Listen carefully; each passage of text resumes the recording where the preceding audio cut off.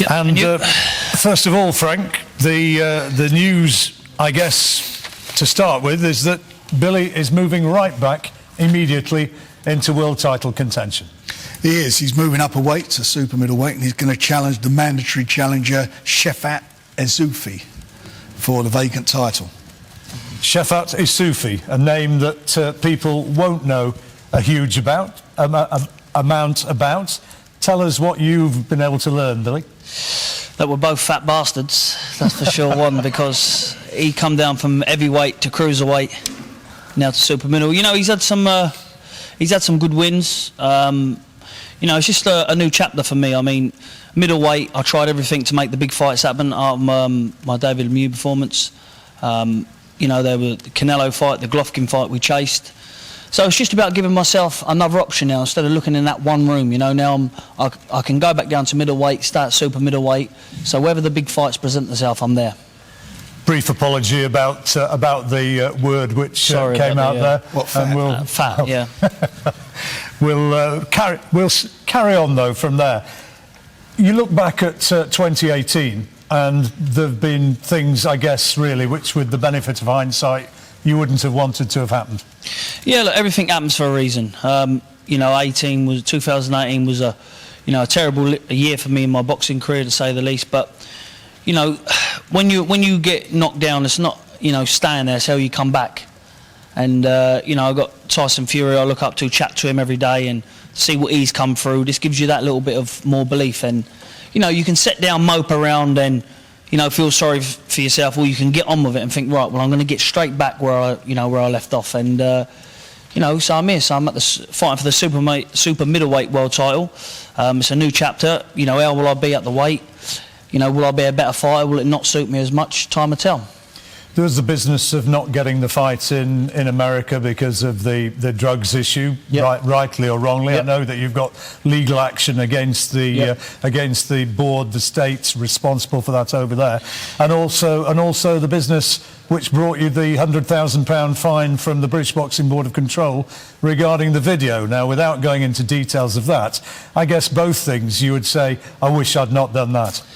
Yeah, you know, for the drugs one, first of all, I didn't do anything wrong.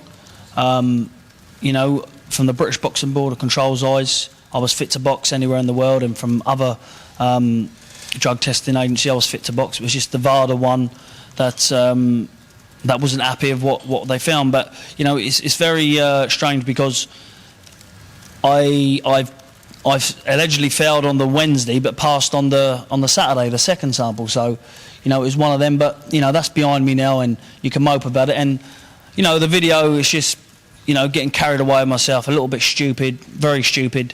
I got rightly dealt with for it. So, you know, but all that is behind me now. I'm putting, you know, a new chapter of my boxing career on.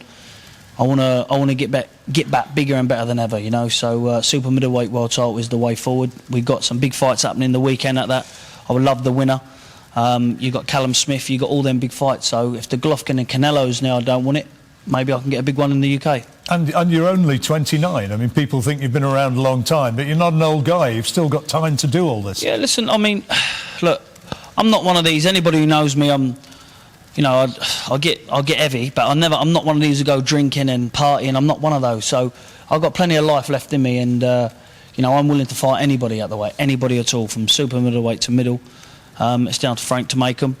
You know, he's delivered what I asked for. I said, look, Frank, I boxed in Manchester. It was just to get me a run out, and to get a young kid, Denver, to do the ring walk, really. Yeah. So that was inspiring to do that, and who sadly passed away, God bless him. And after that, I said, Frank, you know, back in the new year, I want a world title fight. So him and my team got together and come up with this, and I think it's a very good move to put me in position for the big names. Was there any points during that last year when you thought, I can't be bothered with this anymore? No, I think that, look, boxing is one of them sports. You know, somebody can be a superhero for one night, the next night, then, you know, they get beat the next fight and they're a nobody again. Everybody remembers, you know, the losses and, you know, forgets about the wins. And I think that, you know, it's about how you present yourself. And I didn't really present myself or do myself any favours in 2018. So I didn't really, you know, it do get you down, but I didn't really think like that. In the back, even if I said it out loud, in the back of my mind, I thought, I know what I got to get back. I know what I think, Frank. I mean, when somebody mentions Billy Joe, I think of December 2017 and that phenomenal performance in Montreal when he did David Lemieux. He was one of the best overseas from a British fighter. You know, for as far as boxing is concerned, there's no doubt about that. You know, last year, some things self-inflicted, other things unfairly done. As far as I'm concerned with Massachusetts, as I say, some stupid things done, but that's it. That's gone. You can't change it. Today's what counts. He's a great fighter.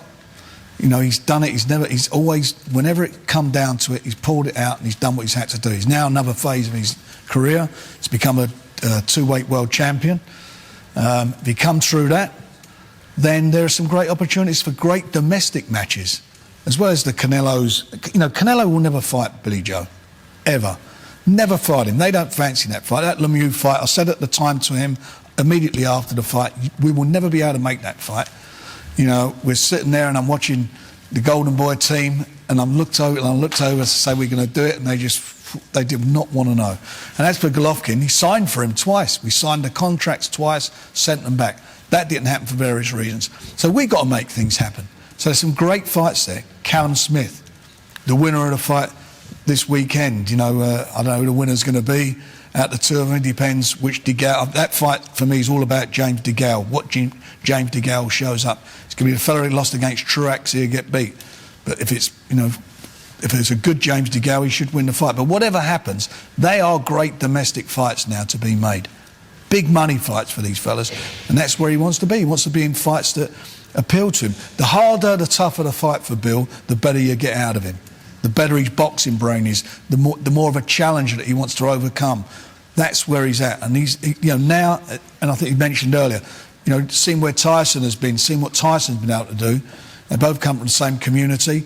That's an inspiration for him. I'm not saying that all to, you know, like blowing sugar and up his backside and so forth. It is an inspiration. Now it's all up to him. The only one who can ruin Billy Joe Saunders' career now is an exceptional boxer, and they're going to have to be exceptional to beat him, or Billy Joe Saunders. And the biggest threat is Billy Joe Saunders to himself. So provided he can stay focused, look at him now, he looks well, he looks fit, provided he stays focused, on the right road, he can go down as being one of the great fighters of this 21st century from Britain. He can do it. You've seen it. You've seen him, as you said, against Lemieux and so forth. He's got it in him. And what he did when he beat Saunders, beat Eubank. Beat Chris Eubank, when he beat him. You watched that fight. I know he was 70%. He's never said it. He was 70%. He weren't 100% for that fight. And he won the fight. Looking at the two of them now, my God, I know I'd have my money on big time. So, another big fight for BT viewers. BT subscribers. It's It's for the subscribers, and it'll be on the 13th of April at Wembley. So he's got home advantage, he's got everything we can to deliver him, he's got the platform, he's got the fantastic broadcaster behind him, and the subscribers I know are going to be in for a treat on the night. And there'll be a few people who'll have booked hotel rooms on April the 13th, I'm sure, at Wembley, and a certain big fight's not going to be happening, another big fight is going to be happening, so get We yourself always down. knew there was going to be a big fight at Wembley on the 13th, and we made it happen. Billy, last word for you. They're calling it Redemption Night. You want to produce something special and show that you're a real fighter again. Yeah, I mean, you know, for me, it's about that want, and you don't really know what you got till it's gone. But I will be super middleweight world champion, and this year is sink or swim. So I just want to say a big thank you to, obviously, Frank Ron Promotions. Big thank you to BT Sport and my management, MTK. So look forward to seeing you all there on a good night. Thank you very much, everybody, for joining us here today. And thank you to all the boxers, and look forward to a fantastic year in 2019. Thank you very much.